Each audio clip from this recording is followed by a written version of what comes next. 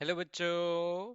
प्रश्न में दे रखा है कि एक वृत्ताकार कुंडली में जिसमें 20 पेरे हैं और जिसकी त्रिज्या 10 सेंटीमीटर है, एक समान चुंबकीय क्षेत्र में रखी है जिसका परिमाण 0.10 टेस्ला है और जो कुंडली के तल के लंबवत है।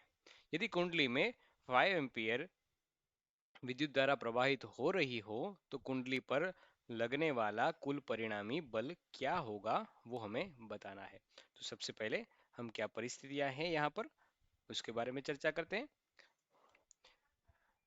तो हमें बताया गया है कि जो कुंडली है, वृत्ताकार कुंडली है, इसको मान लेते हैं हम, वो कुछ इस तरह से रखी हुई है जिसमें कितने फेरे हैं। फेरे हमें दे रखे हैं 20। तो ऐसे कुल फेरे दे रखे हैं और इसको मैं बोल देता हूँ त्रिज्या r। तो कुल फेरे दे रखे हैं n 20 और त्रिज्या दे रखी है हमें r 10 सेंटीमीटर। ये एवरेज होती है जिसको हम कन्वर्ट कर सकते हैं मीटर में। तो ये हो गया 10 इंटू 10⁻⁻2 मीटर। ठीक है, और क्या चीजें दे रखी है।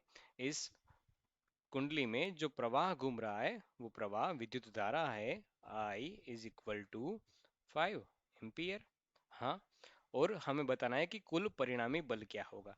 मतलब कि हमें बताना है और कुछ चीजें दे रखी है। हाँ, टेस्ला मतलब कि जो चुंबकीय क्षेत्र है वो दे रखा है, इसके लंबवत है, ये भी बताया गया है। तो हम मान लेते हैं ये लंबवत, ये हो गया इसके लंबवत, और जिसका मान दे रखा है 0.10 टेस्ला।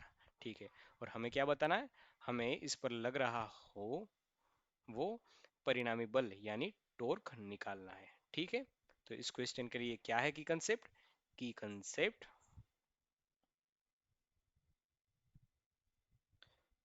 ये है कि टॉर्क की इक्वेशन इस केस में मिलती है, torque tau is equal to NAAB sine theta. परिणामी बल की इक्वेशन मिलती है NAB साइन थीटा, ये बात पता होनी चाहिए। ठीक है, तो आगे बढ़ो, वैल्यू पुट करते हैं हम। देखो, तो सारी की सारी वैल्यू पुट करते हैं तो हमें मिलता है torque tau is equal to, N को वैसे का वैसे रहने दो अभी के लिए, ए हमें पता है पाई आर स्क्वायर। ठीक है, बी बी पता है हमें कितना होता है, दिया गया ही है 0.10। हाँ, लेकिन बात आती है यहाँ पर साइन थीटा की, बात आती है यहाँ पर साइन थीटा की। थीटा की वैल्यू क्या है सर, यहाँ से क्लियर कट हो रहा है कि एरिया वेक्टर है वो भी कुछ इस तरह से ही होगा। ये है एरिया वेक्टर ए और ये है बी वेक्टर। तो दोनों के बीच का जो एंगल होगा वो एंगल है 0 डिग्री, क्योंकि बी ऊपर की डायरेक्शन में, एरिया वेक्टर भी ऊपर की डायरेक्शन में। तो इस वजह से थीटा मिलता है हमें 0 डिग्री।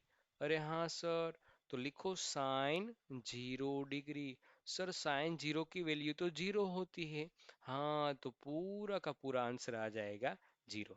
तो हमें जो परिणामी बल मिलेगा वो मिलेगा 0। ये हमारा सही उत्तर हो जाएगा। आशा करता हूँ आप सबको समझ में आया होगा। धन्यवाद।